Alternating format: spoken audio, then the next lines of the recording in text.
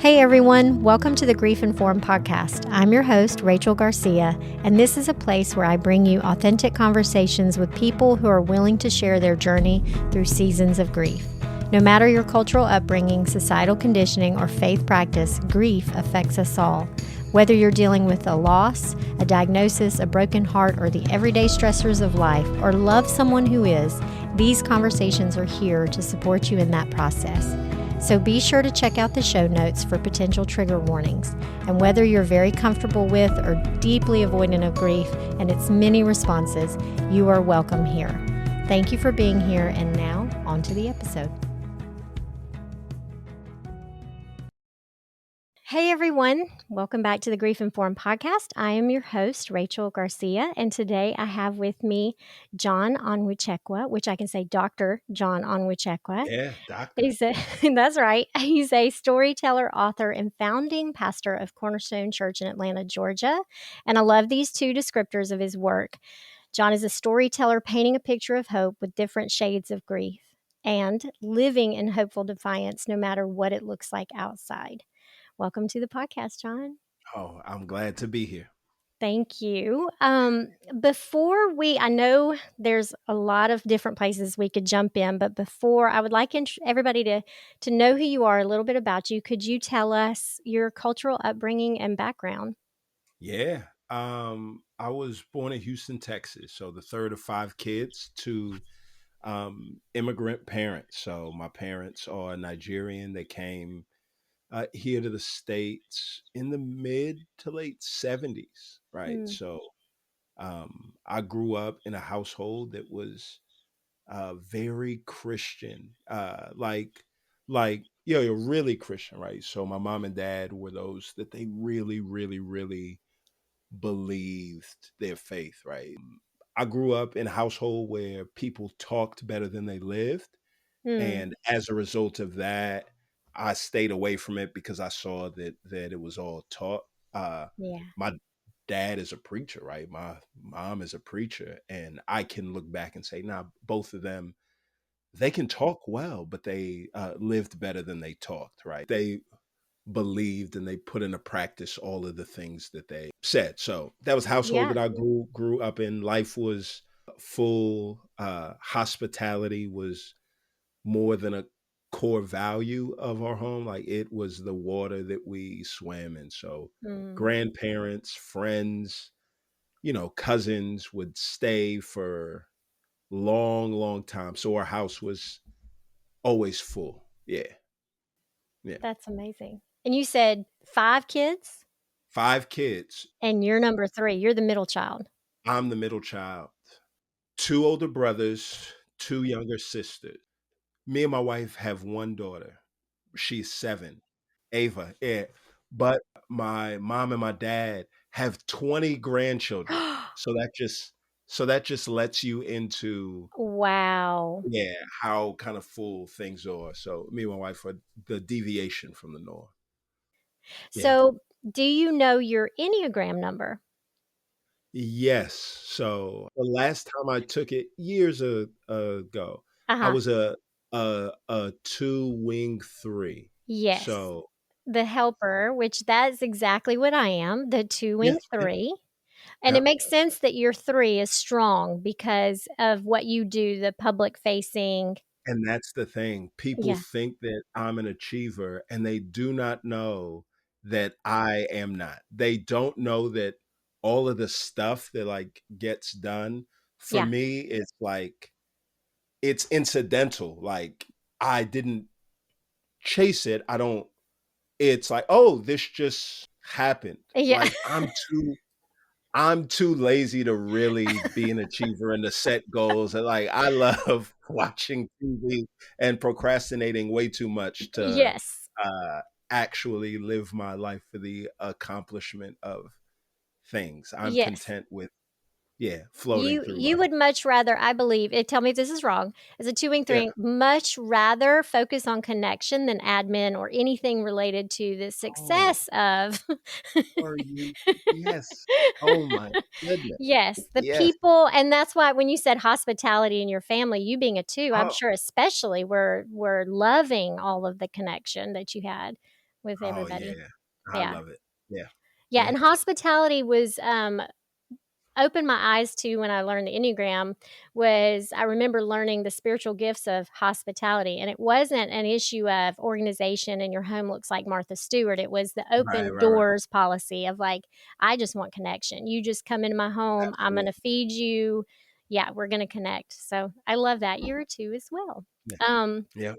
okay, so little fun fact, you just finished up your dissertation and are now Dr. Onwucheckwa. Yeah. So tell me Yeah. about that process. What brought Yes. you to Uh, that? I started a doctoral program a decade ago when I was 30. Spent 6 years on it, researching, writing. I took a brief pause when my brother passed and when my daughter was born. So finished all of the coursework, was at the dissertation and the writing stage, and found myself in some ideological differences with not necessarily the institution, but the denomination that the institution was connected with. Left the Mm, denomination in public fashion in 2020 and just felt like, hey, if my words are really going to have any legs or any weight, then mm, it, as far as I've come here, it's, I think, integrity, at least for me, would just lead me to say, hey, if I'm really going to leave, I'm going to leave. So I left that doctorate on the table and just withdrew. And it's yeah, like when you withdraw from a doctoral program, it's not like a bachelor's degree, like, oh, I'm just going to transfer and take all my credits with me. It's like, yeah. oh no, when you withdraw, if you're going to go back, you start completely over. So that's what I did. Was And it the same topic? no, no, no, different topic. Okay, so then you switched it, and the topic is about So I grief. switched. Yeah, yeah, yeah. It's about grief. So this was, I started the program as I was finishing up the last book that I wrote, We Go On. Funny enough, the book was supposed to be my first book was supposed to be on hope through the lens of Ecclesiastes. But then as I wrote the book and we produced subsequent content, right? The 3-part mini doc that me and my uh close friend Rich Perez produced as we um, did that stuff. One of the things that I found was that coming out of the pandemic, people would say, "Oh yeah, no, no, no, all the hope stuff was good," but they were like, "I felt seen and heard when I heard you talk about grief," and Mm, so it was like the handlebars that folks latched onto, and yeah. so from my standpoint, I like, calling is a tricky thing, but when I think about calling, I Mm, constantly think not just about like what I want to do, or I don't feel that calling is as mystical as folks make it. In some ways it feels very natural and providential. It's mm, like a like in the Bible, right? Moses and the burning bush, right? I think in our minds we imagine that like Moses is walking and there's some inner prompting and angels singing that kind of draw him over to the bush. But yeah, the Bible says that he walks over and he's like, oh, that's interesting. There's a bush that's on fire that's not consumed. And he walks over, and that's what leads him into his call. So mm, for me, it was the same thing. It was like, oh, I wrote this. I was trying to be helpful. Oh, this is interesting. Everybody in the world that I know of that read the book that didn't even know they were grieving, they start to like feel it.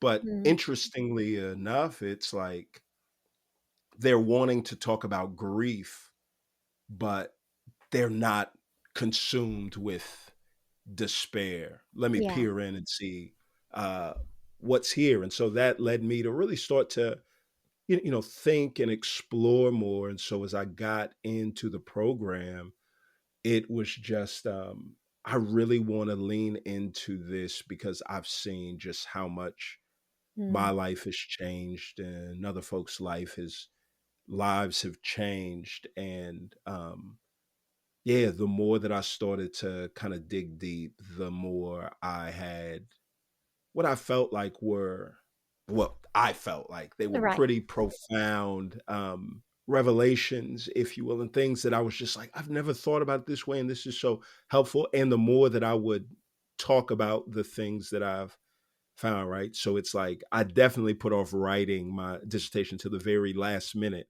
because I was too busy connecting with folks. But the more that I would talk, the more folks say, "Oh yeah, You got to write it down. that's good, that's good." Right? Yeah, yeah, So I know, I mean, as a pastor, I can imagine a founding pastor at the time that you've had a career of hearing stories and being with people and meeting them in their own losses and grief. I'm curious, what can you tell us what your initiation into that has been? yeah, yeah, yeah, yeah. Francis Weller is gonna call it an apprenticeship with Mm, sorrow, right? mhm, And so mine came April 14th, 2015. mm, I am in Orlando, Florida, getting ready to speak at a conference. It is a conference on heaven. And mm, I'm getting ready to speak at this conference. And I'm at dinner the night before I speak with a guy who spoke that morning, close friend of mine. And as we're at the table, my left pocket starts to vibrate. And so I pick it up, I look real quick. It's my mom. So mm, I, send it to voicemail and I'm like, she'll call back. Well, she keeps calling. mm, So I excuse myself out of the restaurant, right? I stand up. And as I walk out of the front door, um, I'm on the phone and she's like, "Hey, I'm trying to get a hold of your brother. Can you give him a call and tell him to call me?" And I'm like, "Yeah, sure." So I call around and I get on the phone with my god brother. And as I'm on the phone with my god brother, I hear him say, "Sam." That's my brother's name. He's like, "Yeah, Sam passed out." And so I'm like, "Oh well, wake him up, right? If he passed out." What he really said was Sam passed away. And so he's like, "Hey, Sam passed away." And I just remember like staring at my phone, like screaming the words into my iPhone, like, "He's dead? He's dead? He's dead." Like, I remember like my mm, knees knocking together. I remember the unevenness of the pavement. I remember the way that people's faces so effortlessly twisted in between like shock, mm. horror, and despair as they looked at me and tried not to look at me. Yeah. And that was when it all started. And Mm, it was just a from that point on, the best way I can describe it is my life just felt rearranged, right? Like yeah. I grew up in Houston, Texas. I left in 2002 to go to college, and I haven't lived there since. I go back there 22 years later, and I recognize some of the same streets, but everything's moved. Like all the Yeah. buildings and things are new, and so it's it's not navigating around the place that I grew up is not the same. And it's the same thing with, yeah, with life, right? Like when you lose somebody, it's like, some of the streets in your memory in life is still the same, but your life has been like reorganized. Pre 2015 and post 2015, if Yes. there is a Yeah. line of demarcation in my life, April 14th, Yeah. 2015 is that line of demarcation. He was right above me. Yeah. A year and 4 months older. We were 16 months apart. Yeah. He Wow. was out of all of my family, he was the one that like everybody was like closest to. So it's like Mm, I was closest to him. My oldest brother was closer to him than he was to us. My younger sister was closer to him. Like he was just kind of mhm. that, like, yeah, the train station where all of the stops, Yeah. yeah, came through and felt at home. So What was his name? Sam, Sam? Oh, that's yeah, beautiful. yeah, yeah, So you have this experience, and when you came up with this, but you talk about grief in as a language.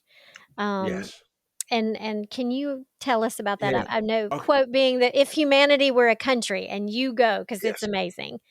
So this is the heart of all of my research, right? Mm, All of the work that I've done in grief. It's actually the theme and the title of this next round of We Go On tours that we're getting ready to do. It's January 2016, and I am 9 months removed from his death. I'm 7.5 months removed from starting my third church in 10 years, right? So Mm. started the church 6 weeks after his death. And I thought I hurtled past my grief. I thought I jumped past it. I was impressed with how quickly it Of was like, course. hey, I know grief sits with folks, but I'm okay. Yeah. Uh, Yeah. and I found myself making a pit stop in the parking lot of Lenox Mall in Atlanta, Georgia, getting ready to take back a pair of shoes. And Hmm. to make a very long story short, a group of kids steals a parking spot that I was waiting on, and I rolled down my window. I just got done doing chapel for the Texas A&M basketball team. And I'm getting ready to like preach the next day. And when I tell you these kids stole my spot and they didn't care, they got out the car, rolled down the window, and Rachel, I cussed them out. And what was more shocking than the fact that I cussed them out was the fluency that I had. I hadn't cussed anybody out in 15 It's like years, riding a bike. but oh, I'm like, you don't forget, it comes back. So, and then as soon as I do that, like I just feel this sense of shame. I mean, shame is riding shotgun with me in the Yeah. car. I Mm. get a spot right next to the one that I lose. I call my wife and yeah, best friends at the time, and I tell them what I did, and I just Mm. say the words, "I'm not okay," and they Yes. say, "Oh yeah, yeah, we know that you're not okay. Yeah. We're just waiting on you to say that you're not okay." Mm. And it was at that point I took a sabbatical from the church, a Mm. time where I couldn't hide my pain behind the anesthesia that comes from helping people put their lives back Ooh. together, right? Mm. And Mm. I started reading the book of Ecclesiastes, and it was there that it's like, the book starts off, and I felt a deep solidarity as the author was saying, meaningless, meaningless, everything's meaningless. Yeah. And what made me feel at home was the fact, or what gave me so much hope was the reality that, oh, wait a minute, I felt like everything's meaningless because I feel like I've lost it all. Mm. Here, he has it all and he says that it's meaningless. And so if I can be depressed in a valley and he can be depressed on a mountaintop, Mm. maybe depression isn't circumstantial.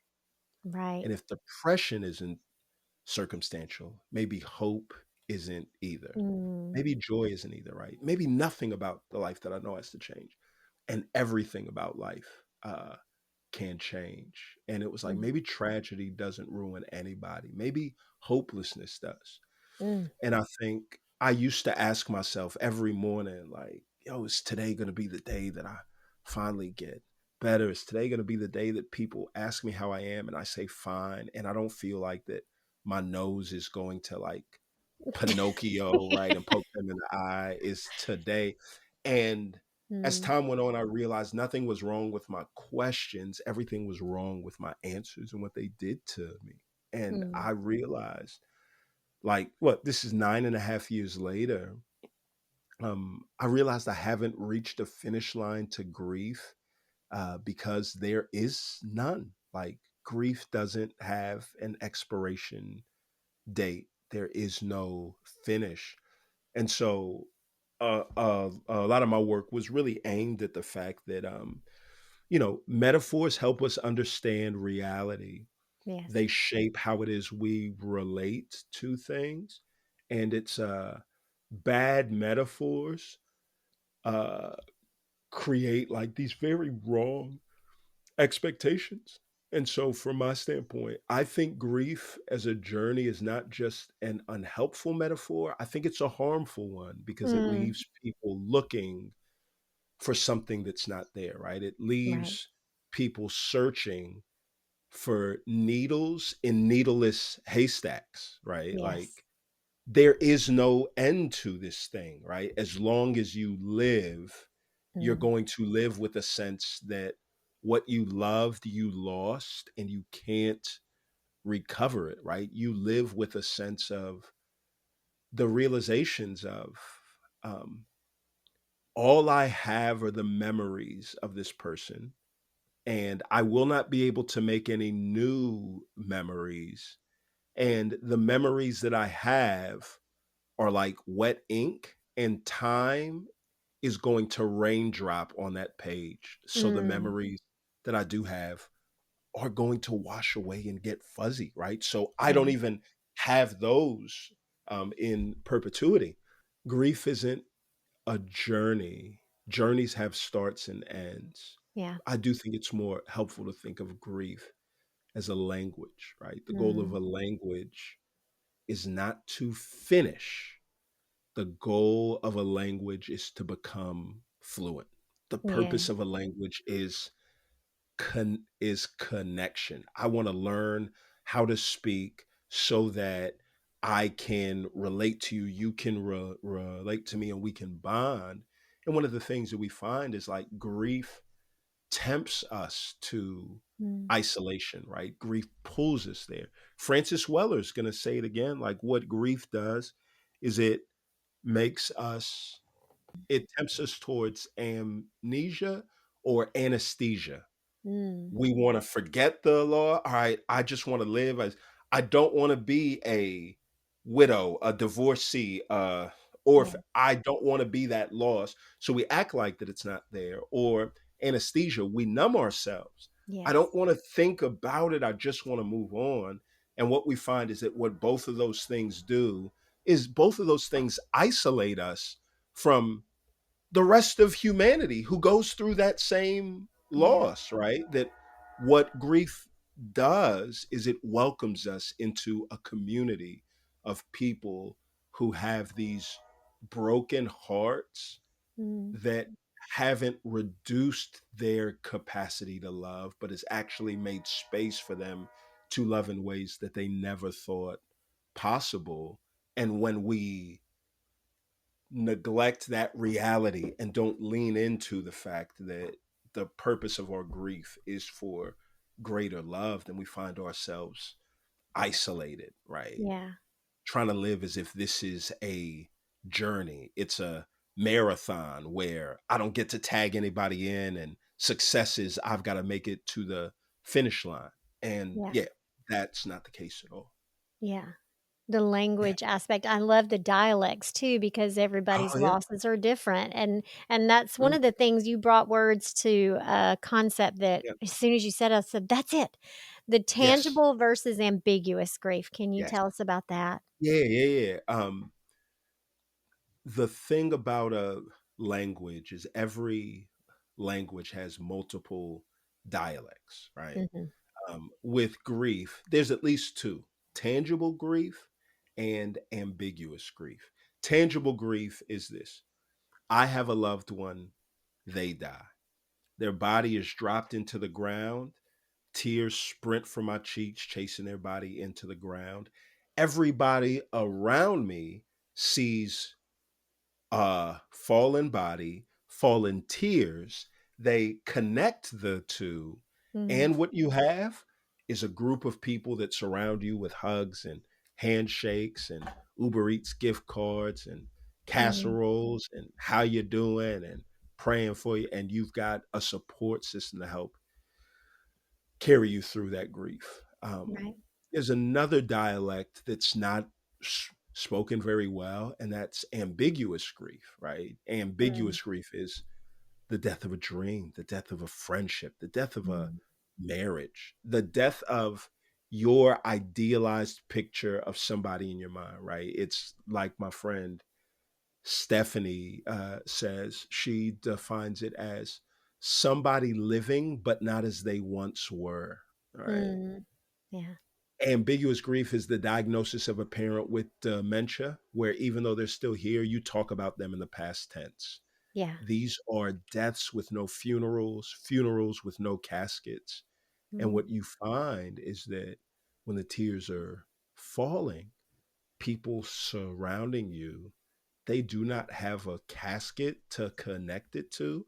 And so Yeah. from their standpoint, it's like, Why are you I upset? I I don't understand why you're sad. Look at all the stuff that you have, and people just don't get it. So you have people whose body physiologically responds in the same way. So you talk about the way that your heart literally swells as you grieve, and it doesn't care if it is a tangible or an ambiguous loss. So everything in your body is saying this is grief, and there aren't people to validate it, and so it feels, if amnesia or anesthesia are the ways that we isolate ourselves in our grief, I Yeah. think apathy is the way that other people Ooh. isolate us in ambiguous grief, in that they just Mm. don't see or don't care to see or don't, yeah, care. Yeah. I just had this question and I Yeah. were there any suppositions in your research that you were surprised by? Oh, yes, yes, yes, yes. I really spent a lot of time trying to learn the process of language acquisition, right? Mm. How do people learn languages? What's the use of it? How was like written language created? What was it created for? And you know, after I it like became clear, all right, grief not as a journey, grief as a language is a much better metaphor. Dialects of grief, and it's like, all right, how do people learn language? They Mm. learn it in two ways, by immersion and by patience, right? Mm. It's people can be quick to learn a language, but nobody learns an entire language overnight. It takes Right. time, right? And it doesn't just take time. There is a difference in fluency between somebody that learns how to speak in a classroom and somebody that learns how to speak in a country, or Right. like surrounded by it. And Yeah. once you start to do that, right, it was like, all right, then I start to go down there and I learn a lot about immersion, patience, and you start to see patience as a virtue, and you start to ask or read, all right, how are virtues cultivated? And this was the big thing for me, right? Virtues are not cultivated through propositions or through sermons. Mm. Virtues are cultivated through story. Mm. So, my daughter, if I need her to be patient, I'm not going to say, hey, Ava, sit down. You need to be patient. Here are three reasons why. And Mm. then at the end, patience is just going to work in Yaya's side of her. Right. I have to engage her heart. And the method through which virtues are cultivated is through storytelling. That I Mm. could give her a lecture on it, or I could say, Ava, no, no, look, once upon a time, there was a tortoise and there was a hare. Mm. And the thing about stories is stories have this truth, but this truth is sealed in this time locked vault. I'm going to Mm. give you the truth, but like you're actually going to have to practice the virtue I'm trying to cultivate Mm. in listening to the story. You have to wait, but once you wait, you're going to see the payoff. Your ability to retain it's going to be better because it, Yeah. yeah, yeah, it comes in a story. And so storytelling really becomes this huge part of it. And you see, um there's kind of two ways that it comes up. And forgive me, like, yeah, you're the first one to ask about this for, yeah, a long time, so I'm yeah, excited to talk through. Dr. Kendall Haven has this book called The Science Behind Story, and one of the things that she talks about is the fact that story predates written language. So Mm. written language was created to tell stories, To right? The communicate the purpose of story. language. Yeah, is to um tell those things. And then Natasha Trethewey, she wrote this book Memorial Drive, where it is a memoir where she reflects on the murder of her mother, and it's Oh, a wow. serendipitous story. But then at the very end of it, one of the things that she's going to say is this: to survive trauma, one must learn how to tell a story about it. Right? Mm. That's the way that we survive. That's the way that we move through, being able to tell stories, yeah, about the ones or the things that we've loved or we've Yeah. lost. So it is a grief doesn't have an expiration date. Therefore, we shouldn't think of grief as a journey. Maybe it's more helpful to think of grief as a language. The way that we learn language is by immersion in patience. The way we cultivate patience is actually through storytelling. And it is this type of storytelling that leads us into the thing. It is the most useful tool when it comes to help us metabolize the grief that we have into something Mm. beautiful. Wow. So, how do you recommend we go about doing that? Okay. Um, I'm giving you something, and it's like I'm starting to work on this. It has not been written down Yeah. anywhere. Work It's in gonna go on the progress. road with me. This is part of the book. It is a I think one of the ways that we can help people is to graduate, right, from saying sorry for your loss Mm. to why don't you tell me a story about your love? Uh, that when somebody says that they've lost something, or when you find out, it usually comes in the course of we're having a conversation about something else. Right.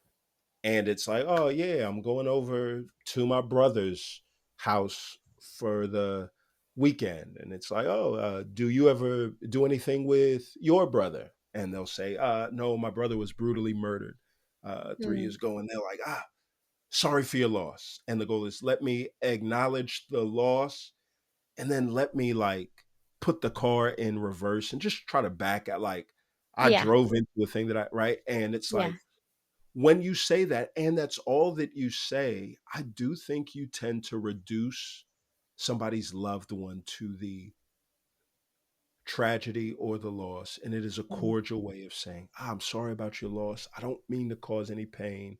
Yeah. All right, let me feel things out. All right, are we done with that?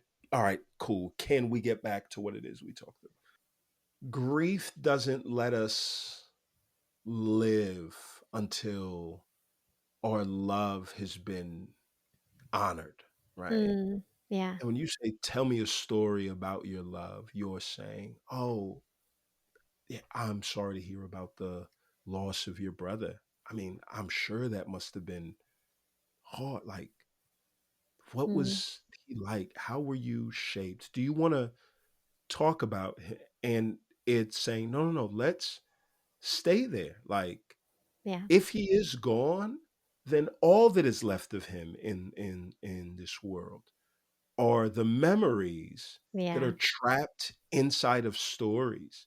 And if they aren't shared, then they die with the only person that has them. And those things need to be Mm. shared. And I do think it's um this was, I think, modeled so clearly in the lives of my two dear friends. So Jordan and Jessica. Jordan's 43, Jessica's 42. They both live in Harlem, Mhm. started a church, pastor a church out there.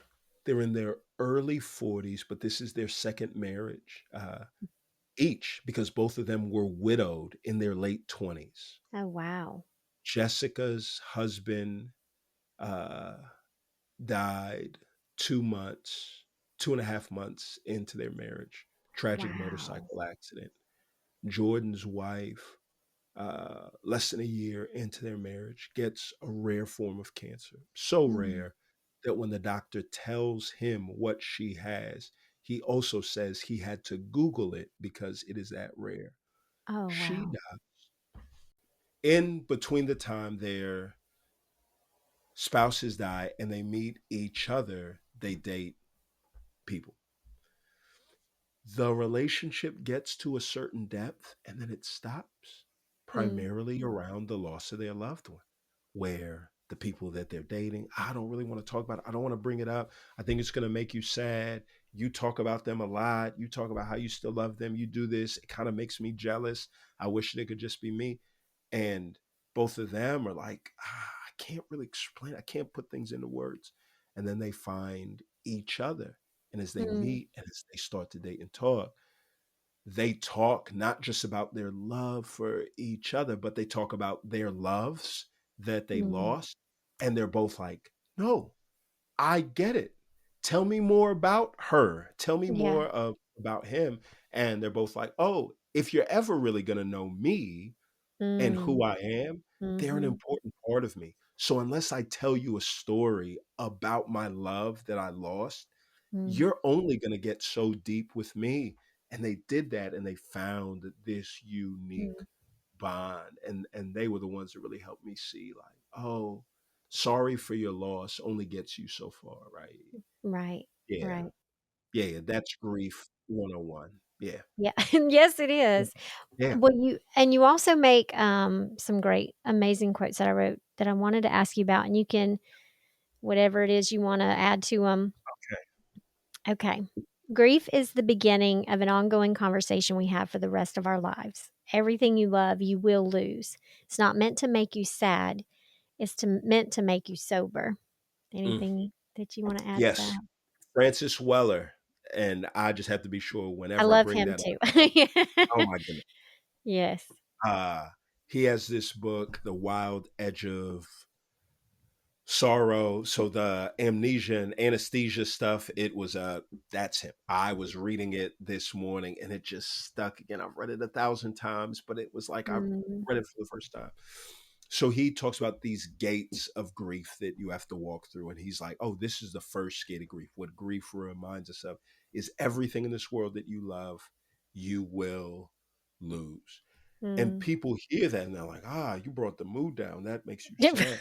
And no, no, no.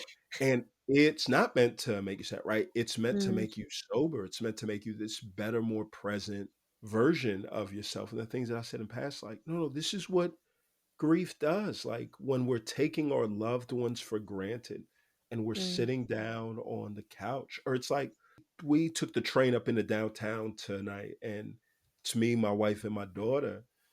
And we're there, and it's like out of habit. I like pick up my phone and I'm scrolling through my phone. And when we do that, what grief does, grief like slithers up our spine and it taps you on the shoulder and Mm. whispers menacingly into your ear. No, Mm. listen, hey, everything in this world that you love, you'll lose.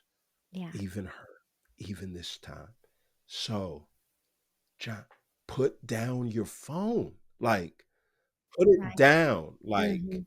you like bury your nose in her, Yeah. right? Make sure that like you take advantage of this time. And it is like knowing the fragility of life. Without that reminder, I think I would continue to live life as if good things last forever. Mm. Uh, and bad things happen to other people, not me. But grief reminds us of, oh, no, no, no. Listen, it happens to everybody, even Yeah. you, especially you. So far from bringing the mood down, it Mhm. ensures that in any setting, you say, there is an advantage to being here as opposed to being in the grave. I'm going Yeah. to make the most of it. Yeah, absolutely. You mentioned about grief being dropped on you, big grief versus little deposits over time. Yeah. Yeah. I think when it comes to grief, and this was a lesson that I learned from, yeah, Preston, my friend Preston, like when you think about like wealth, right? There's two ways to grow wealthy, right? One is to win the lottery, get an inheritance, lump sum dropped on you, so you go from being broke one day to yeah, being very very rich the next overnight. You Right. you rich. Another way to grow wealthy is by taking advantage of compound interest, and it Mm. is, you know, put $1,000 in the bank when you're born, put $1,000 in the bank every week, uh, and 30 years later, even though you haven't made any large lump sum, the compound interest makes you very very rich, right? Mm. Grief is the same way, that Yeah. it's a, you don't have to have the death of a loved one, right? You can live a life where you have the constant deposits of betrayal by friends, betrayal by people who have power and you and should use their power to protect you, but instead they use their power to exploit you, right? Like, Mm. you can live your life with these deposits that are so constant that you wake up one day, and even though both of your parents are alive and you've never had to bury a cousin, you have uh you have so much unmetabolized grief in and Mm. around you that Yeah. it just renders you emotionally immobile, and you just, right, can really be very very rich in grief even with no lump sum Mm. dropped on you. And so it's I think that distinction is important for folks to make, who would take grief and assume that grief, uh, that only people who have sat in a chapel in a black suit or a black dress and buried loved ones have the permission slip to be able to use the Mm. word grief to talk about how they are. And no, no, no, that is not the case at all, right? Right. Yeah, Absolutely. yeah, Yeah. So, what do you think is something that for those of us that are all of us when we're grieving, what do you think can trip us up in our grief? What can compound yeah, the grief and the suffering? And I know you've mentioned the the stories that we might tell ourselves yeah, adds to the suffering of yeah, and I think, so many people, Richard Rohr, I love Francis Weller, yeah, lots of connections to there's our grief, and then there's the story we have about our grief that can often lead us to regret, despair, doubt, yeah. and really trip us up. What would you say to those that are in Shame that is space? one. Yeah, yeah, shame Shame, is one. I yes. think one of the things that can trip us up is that, what grief can tend to do is it is disorienting, and it makes you feel like you're on the wrong side of every door, right? Mm, When you're crying, it's a, I shouldn't be this sad. I should think about all the good things. yeah, When you finally do laugh, it's a, I shouldn't laugh. I should be in mourning, right? Grief right. has this way of convincing us, like, Mm, that if your life was a restaurant, grief has a way of convincing you that it has a standing reservation at every table, and joy mm, is not allowed to sit down. And you find yourself like living and being like just one thing, and always feeling like you should be or feel something else instead of just leaning into what it is that you feel right mm, now. And that when the tears like flow, that we shouldn't be so quick to get a tissue and to wipe them away, right? Like, mm, and when the tears like dry up and the smile, right, and the corners of our mouths start to curl upwards, we shouldn't be so quick to, yeah, drag it down and put a frown on our face, as if a frown or tears honor our loved ones more right. than laughter, right? I Mm, feel like people just having the freedom to feel what it is that they feel and lean into it and be very present, right? Grief constantly makes us, yeah, yeah, want to. like, live in the past or l- live in the future to make some resolve of, from this point on, I'm going to honor them and I'm going to, Yeah. right, build what they couldn't build. And instead of just being very present, right? That's what grief is supposed to do. It's supposed to remind us that the present is all that we have. And let's not sacrifice the joy in the present on the altar of past regret or even, yeah, Mm, future promises, right? yeah. Let's live in the present and be present. I love that. You talk about the intersection of joy and grief. And I love the hopeful defiance. And I know it's for those listening, like it's hard to hear these words and it recognizing it's easier to say this on the other side of deep, deep Absolutely. grief. Yeah. Um, but what would you say about that hopeful defiance? And I know that it's so confusing to people when they're in the middle of that grief of this hopeful expectation that things will be different, that the impermanence of this and that things shift Yeah. and change. But I'm Yeah. curious what you would say to those when you're trying to explain about that intersection. What I would say to them is that,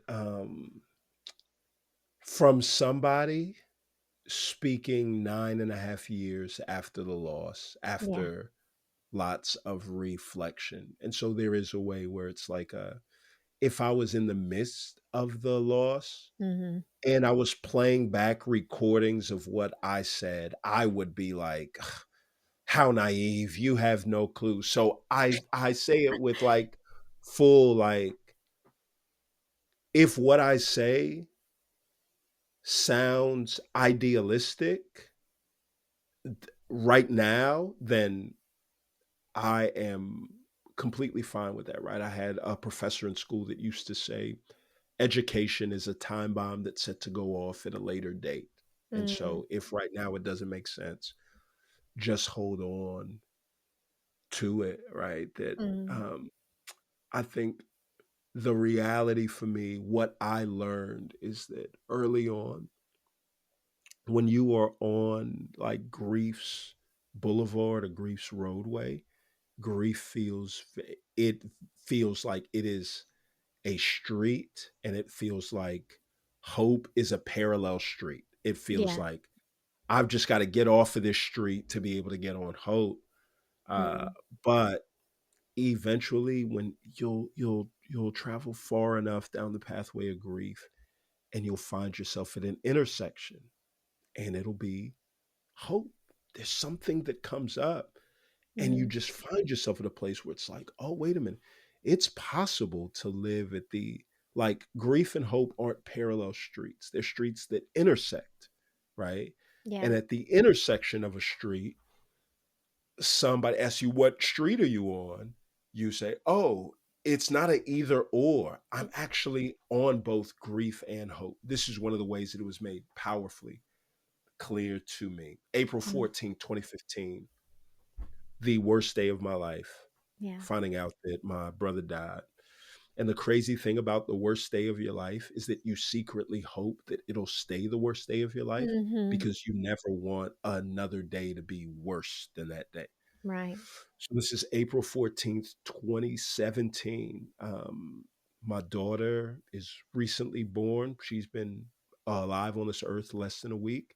She was born early, 30 weeks. So Oh, wow. in the NICU, 3.5 Mhm. pounds, you know, all the machines hooked up to her. I still remember the tones of all of the Mhm. beeps that reminded me that she was alive, right? Yeah. She had a breathing tube down her throat, or in her nose, wrapped around her back. And I remember April 14th. I remember all the unimportant things. I remember it was Good Friday. Mm, I remember holding her in such a way where I didn't want to crinkle the, like, um, breathing tube. So I was nervous. I remember the tones, right, of all the yeah. beeps that reminded me that she was alive. And before I knew it, the doctor comes, snatches her out of my hands. And before I can Mm, protest, all the beeps that reminded me that she was alive go deafeningly like silent. mm. And I think all the makings of another April 14th tragedy Wow. is getting ready to take place. And he puts her back in my arm and he whispers in my ears, today's the day that she's going to breathe on her own. And Oh. what I found out was 2 years to the day that my brother took his last breath, my daughter takes her first breath. Mm, And so April 14th is a day that proves grief and hope yeah. intersect. It proves that, um, yeah, that it is a grief and hope are winding roads that intersect at the most unlikely of places, but where they intersect, you capture that story and you tell that story to remind people keep on going. Like it's it's a I promise you that they do intersect. I'm not sure when or Mm, how. And in some regards, it is a I know it's true, so I don't even care if you don't believe me mm. because I'm saying, oh, no, no, wait, you don't believe me yet, Right. but there is going to be something that comes on, or by God's grace, right? I pray that there will Mm, be, but for, yeah, yeah, yeah. we go to our, yeah, eternal sleep, that there will be a thing that just helps you see that grief and hope intersect. And so until that takes place for us, the only Mm, thing that we can do is borrow other people's stories. I love that. I love that. Have the podcast and we talk about grief, no matter the cultural upbringing, Yeah. background, faith, practice. Yeah. Grief affects us all. Given Sorry. your faith practice, how has faith Yeah. been impactful in your understanding? Because, like you said, there's a difference between the classroom and then there's a difference Yes. between being in the country and experiencing it. You have experienced lots of other people's experiences, Yes. and then walking through. I know because personally, grief can shake. It can be very Yeah. disruptive to what Yeah. you believe and hold steady and Yeah. true in your Yeah. faith. And Yeah. so, how do you navigate that, or what have you learned to help others when Yeah. they're in that space? Yeah. Yeah. This is what faith has done for me. And as I talk about my faith as it relates to grief, I always lead in with I think Francis Weller is right when he says everything in this world that we love we will lose. Mhm. Period. That's the end of the sentence. And death is something that I don't know if or nobody has solved it, right? Right. People give us an answer about how to metabolize our grief into something beautiful. But I do think there is a lingering hopelessness or grief that comes from Mhm. what, but was all of that just for just a lesson, right? Grief is expected, it's unavoidable, but every time it takes place, even though we know that it's going to come, there's something inside of us that just is like, wait, no, no, no, wait. You mean that this thing ends? And there's something inside of us that's like, no, this just doesn't feel right. It doesn't feel it feels wrong. It just feels like this isn't how it's supposed to be. Mm. So even though it is expected, death is the most unnatural thing in the world. And I think that testifies to the fact that, oh, it is actually something that was never meant to be. Yeah. And I think that Christianity uniquely speaks to death, right? That as you talk about religions and faiths across the landscape, one of the things that continually draws me and draws my heart to Christianity is that it is not just a religion that's built off of worldviews or ideology. It is a faith built entirely off of an event, the most important event that deals with something that everybody in the world, regardless of their faith background, just can't fully wrap their minds and hearts around. It is death. And you have Jesus, an obscure Jewish rabbi who had did amazing things here on this earth, had amassed a following with groups of folks, and they placed their hopes and dreams on him. And at the end of the day, they died, or Mm, he died, and their hopes and dreams died with him, both tangibly and ambiguously. And mm, they buried those hopes and dreams. Those hopes and dreams went 6 feet deep, and they lived with the reality that everything in this world that you love, you will lose, period, at the end. But when Jesus got up from the grave, mm, he it took the divine pencil out of God's hand, erased the period at the end of that sentence, and replaced it with a semicolon that, all in this world that you love, you will lose. But, right, yeah. coordinating conjunction. However, there is a way to gain more than ever lost and to live life with no end. And so what you have in here is a message that deals with the things that we lose, that deals with our grief on a profound level and gives us a renewed sense of hope Mm, that reminds me, right?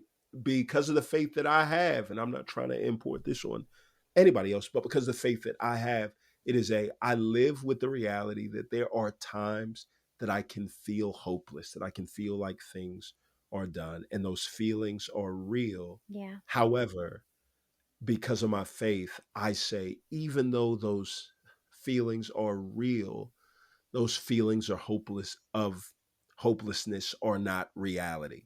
Mm, Even though I can feel it, I never actually am, because I do believe that 2,000 years ago, Jesus got up from the grave.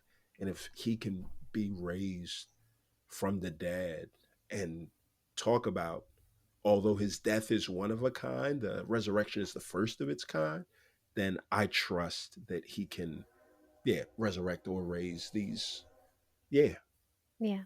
smaller problems. And I, in my heart of hearts, do not believe that, April of 2015, when I buried Sam, will be the last time that I see him. I'll be Mm, reunited with him and loved ones and my Savior, and there will be no more goodbyes, and there will be no need for mm. Kleenex, because those tears of sadness just won't, yeah, I love that. Thank roll you. down. Thank you for Yeah, sharing that. yeah, So, to end the conversation, which is a bit of a segue, or not even an easeful one. yeah. Awesome. First, I want to thank you so much for being here because Oh, I, thank you, I Rachel. love all of this conversation. I'm honored Yeah. that you are here. To end us, I wanted to see if you would answer this question. Okay. Come on. If you can think of if an experience where the last meal you had, or the people you were with, or where you were, and it can be one of those three or all three of them combined, if you can think of that, that met all of the criteria of just blowing you out of the water, just the experience with the food, where you were, the ambiance, location, or who you were with, that was just so memorable. The last place Or that I, the last experience that okay. comes to mind that could, The last one that comes to my 40th birthday. which was pretty Uh recent, right? You just had that Recent, this year. July 23rd of this past year. Um during I decided that for my 40th, I wanted to go somewhere out of the country with friends, with like men that have meant a whole lot to me. These relationships that have been the most vital in Yeah. this last decade. And there were certain folks there that I've been best friends with 20 years, but yeah, it was 12 guys. and we are in Medellin. Oh yeah, yeah, yeah. 12 of my closest 12 friends. of your close, yeah, but you said July 23rd. You're a Leo, right? Yeah, yeah, Yeah, so I'm yeah. not surprised. So we go to there is this restaurant that we walk into the day we're getting ready to check into the Airbnb. It overlooks this incredible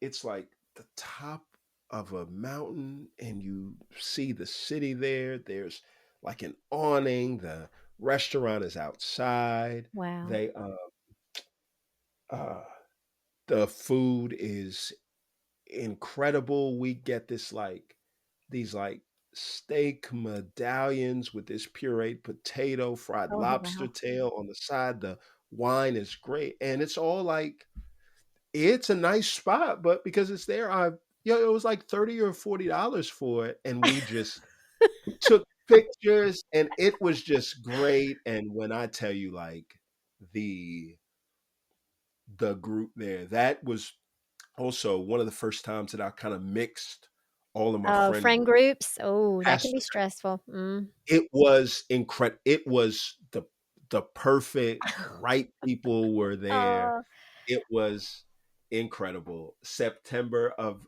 this past year was when we took the trip, and wow. it was great. That sounds amazing. Oh, it was great. And that was your first time going there? No, no, second. That I was your went second there to time? speak 2 years ago. I enjoyed it so much, and I stumbled across a coffee shop, Pergamino, and I do not say this lightly. Pergamino in Medellin is my favorite coffee shop in the entire world. In Wow. 2023, I was in coffee shops on 5 different continents, right? So it's Yeah. not like I'm just in a region. I've been to a lot. Pergamino, Medellin, But you favorite. also okay, this is, right at the end, but you opened up a coffee shop, correct, in Yes, Atlanta? we started a coffee company in 2019. Signed a lease for a building March of 2020, 2 weeks before the pandemic. A week before the pandemic, a movie crew sublet the inside of our spot and basically paid our rent as they stored stuff throughout the first part of the pandemic. We turned an idea for a shop into e-commerce and just, yeah, kind of Wow. this just the right place in the right time. Yeah. Yeah. Okay, and so in Atlanta, where can people find your shop? In the historic West End, Portrait Coffee. So if you type it, it should be there I'll put a in link in. Google. 5-star rating, right? Yes. Let's keep the 5-star rating going.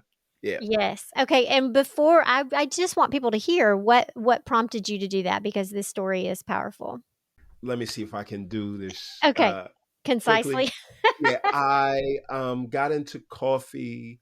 This is 13 years ago out of necessity as I Uh-huh. would travel around the country and speak. Twitter was really big back then. It was not the cesspool of indecency that it is now. Right. Uh, I would drop down, I would ask people, where's the best shop in Memphis, in Chicago, in Philly? And people would tell me, and I'd walk through the front door of the shop. And every coffee shop that I would go into, I would be one of the only people that looked like me. And I just Mm. felt like, this is weird. This is yet another space where it feels like every school that I've gone to where I've been the only black kid in my class, right? So as I'm trying to find a community there that's like me, I can't really track it down. So I go home, I start to read books. I find, oh, wait a minute, coffee was actually discovered in Ethiopia. It's native to Africa. It grows primarily along the equator, but what's the disconnect in between this and the shop? 15 years ago, when I moved to Atlanta, I get on MARTA. It's our train system, and I ride it from south to north. Didn't really Yeah. have any place to go. I was just trying to get a lay of the land. And I saw something interesting when I rode it. I would start off at Airport Station, the very, very south. And in the 25-minute train ride to go north, there were two things that would change: the inside of the train and the Mm. outside of the train. Mm. So the inside of the train, with each stop that I'd go off north, when you start off at the southmost train stop, the train is very, very black, right? It is Wakanda on the inside. And with each stop that you go up north, more black people get off the train and more white people get on. So it goes from Wakanda to Switzerland in 25 minutes. Right.